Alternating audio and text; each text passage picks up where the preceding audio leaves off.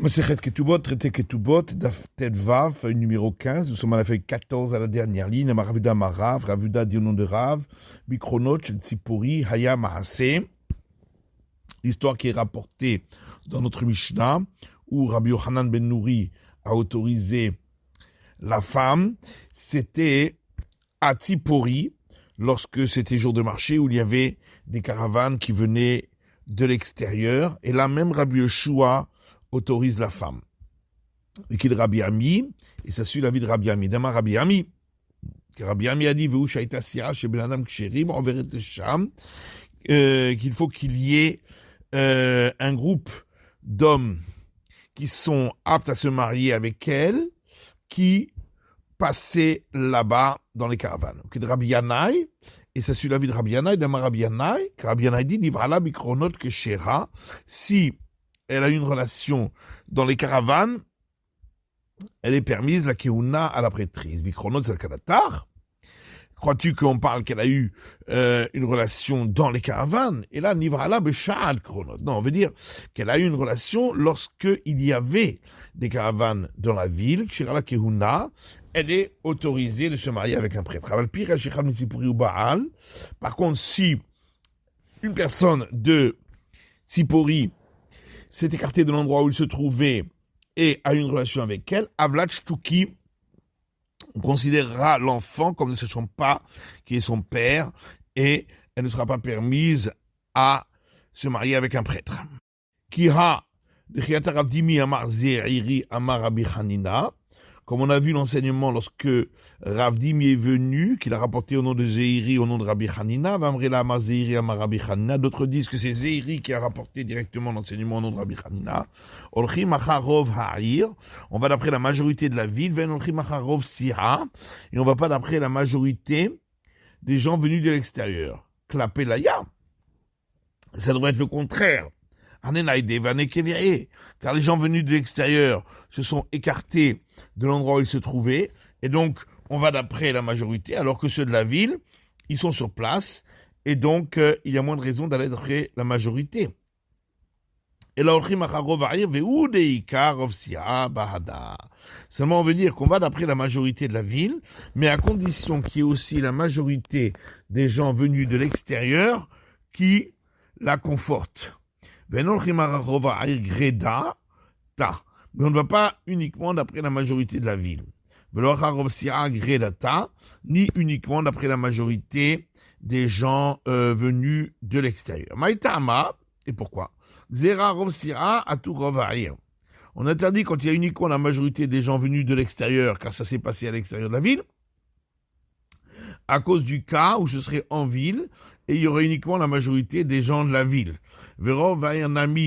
Et en vérité, lorsqu'il y a la majorité des gens de la ville qui sont aptes à se marier avec elle, en vérité, dans quel cas ce serait interdit théoriquement? Et des cas, nous le gaba, quand de Paris pour bas Paris. Si c'est eux qui se sont écartés de leur endroit où ils sont fixes pour aller à elle, on va d'après la majorité lorsqu'il s'est écarté de son endroit. Et donc en vérité, en théorie, c'est interdit uniquement lorsque elle est allée chez eux à l'endroit où ils se trouvent, d'Avele Kavoua, et donc ils se trouvent fixes à l'endroit où ils sont. Et Rabbi Zera dit que lorsqu'une personne se trouve à l'endroit où il est fixe, il a une importance particulière, et donc c'est comme s'il y avait moitié-moitié. Et c'est pourquoi on a exigé qu'il y ait deux majorités, la majorité de la ville plus la majorité des gens venus de l'extérieur, pour être sûr qu'il n'y a pas ce problème d'aller d'après celui qui est fixe. L'Agma dit très roubé. Est-ce que vraiment il faut deux majorités? Pourtant une braïta qui dit s'il y a 9 magasins, tous vendent de la viande cachère, et un 10e magasin qui vend de la viande non cachère qui n'a pas été abattue rituellement. Et quelqu'un a pris la viande d'un des magasins mais ne sait plus duquel. Sveko Assour. Dans le doute, c'est interdit. Pourquoi? Parce qu'il a pris de l'endroit qui est fixe. Mais si on a trouvé la viande à l'extérieur des magasins, donc elle s'est séparée de l'endroit fixe, on va d'après la majorité. Et donc tu vois qu'une majorité suffit. Vritema, et si tu vas répondre, qu'on parle dans le cas où les portes de la ville n'étaient pas fermées, et donc il y a également des gens de l'extérieur, donc il y a deux majorités, des Katila Ruba Alma, parce qu'on peut aussi aller d'après la majorité des gens venus de l'extérieur. Et pourtant Rabbi Zera dit, même dans le cas où les portes de la ville sont fermées, où il n'y a qu'une seule majorité.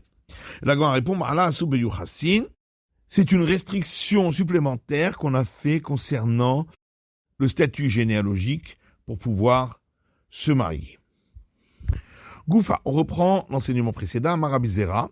Rabbi Zera dit kol kavua ki mertza mertza. Chaque fois que le mélange se trouve dans un endroit fixe, c'est considéré comme moitié-moitié. Ben ekula, ben echumra. Que ce soit dans le sens de la permission ou dans le sens de l'interdit. Manal Rabbi Zera, et Dieu ce que Rabbi Zera le sait. Il est mamiti shachanuyot. Si c'est de la Mishnah des 9 magasins, Kulan Mochot Basar Shruta, Bachat Basar Nevela, où tous vendent de la viande cachère, et il y a un 10e magasin qui vend de la viande non cachère qui n'a pas été abattue rituellement. Et quelqu'un a pris la viande d'un des magasins et il ne sait pas duquel, dans le doute, c'est interdit. Mais si on a trouvé la viande à l'extérieur, on va d'après la majorité. Là-bas, dans ce cas, on va dans le sens de l'interdit. Et là, mais on va prendre du cas des 9 cadavres de grenouilles qui sont purs, et le cadavre d'un des reptiles qui est impur est parmi ceux-là. Il a touché un des cadavres, il ne sait pas lequel il a touché. Svikotame, dans le doute, on considère qu'il est impur. Là-bas aussi, c'est un cas où on va d'après le sens de l'interdit. Et là, on apprend du cas de 9 cadavres d'animaux qui sont impurs et un cadavre de grenouille parmi eux qui est un cadavre pur.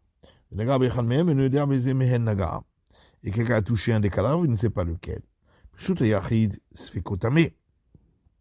Si c'était dans un endroit isolé, dans le doute, on considère que c'est impur.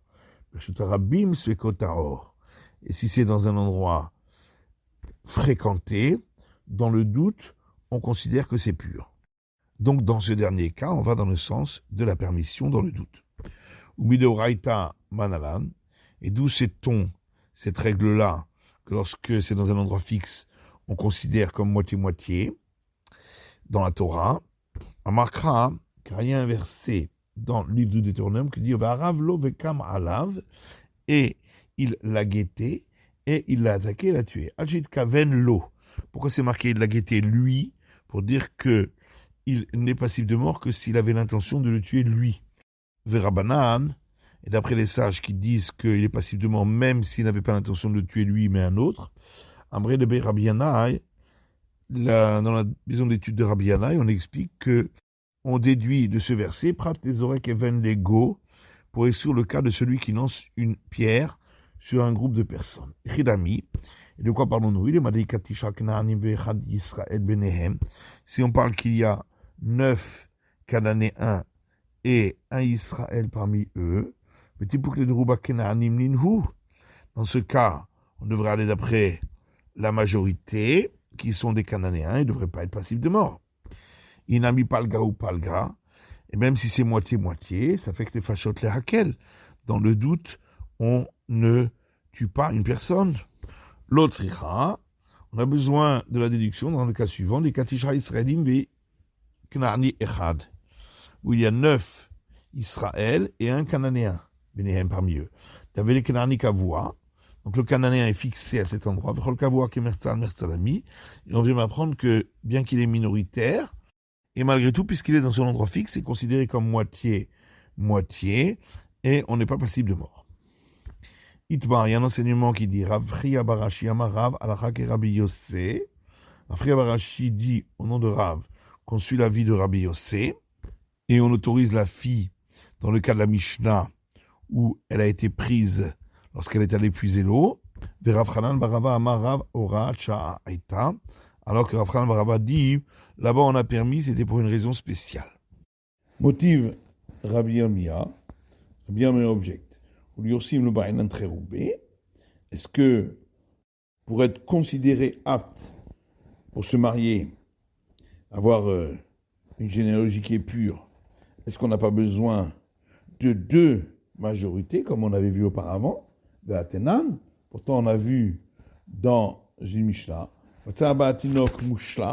si on a trouvé dans une ville un enfant abandonné. Si la majorité des habitants sont des non-juifs, il est considéré comme non-juif. Imrov Israël, si la majorité sont juifs, il est considéré Israël, comme un juif. Mertza, si c'est moitié-moitié, Israël, il est Israël. Et Rav dit, là on a parlé uniquement pour devoir subvenir à ses besoins. On considère que s'il y a une majorité de juifs, il est considéré comme juif. Mais pour être considéré comme apte à se marier en ayant une généalogie pure, ça non. Shmuel dit, on a parlé ici pour enlever les décombres qui se trouveraient sur lui, Shabbat, pour lui sauver la vie. L'Agma répond effectivement, celui qui a rapporté cela, il a oublié l'enseignement de Rav au nom de Rav, Bikronosh et Tzipori Have, qui dit que lorsqu'on a autorisé notre Mishnah, c'est uniquement parce qu'il y avait également des caravanes qui venaient en la ville de Tzipori, donc il y avait 2 majorités. C'était ainsi le cas. Rav Hanan bar Rava d'Amar Horat Sha'a Kashya. Maintenant, d'après Rav Hanan bar Rava, qui a dit que c'était une décision spéciale qui a été faite, donc question contre ce qu'on vient de dire que c'est permis dans le cas où il y a 2 majorités. Effectivement, celui qui dit que c'était un cas spécial, lui n'enseigne pas qu'il y avait 2 majorités et qu'il y avait les caravanes venant de l'extérieur à Tzipori. Goufa, on reprend l'enseignement qu'on a donc rapporté. Si on a trouvé un enfant abandonné, si la majorité des gens de l'endroit sont des non-juifs, il est considéré comme non-juif. Imrov Israël, Israël. Si la majorité sont Israël, il est considéré comme Israël. Mertza. Si c'est moitié-moitié, Israël est considéré comme Israël. Amarab le Chanel al Chayoto. Rav dit, quand on a considéré comme Israël avec une majorité, c'est uniquement pour dire qu'on doit subvenir à ses besoins. Aval Yochassin, lo. Mais pour le considérer de généalogie pure, pour lui permettre de se marier avec les filles d'Israël, ça non. Shmuel Amar Lefakar et Tagal, et Shmuel dit, on a parlé ici pour enlever les décombres pendant Shabbat, pour lui sauver la vie. Shmuel Achi, est-ce que Shmuel a dit cela?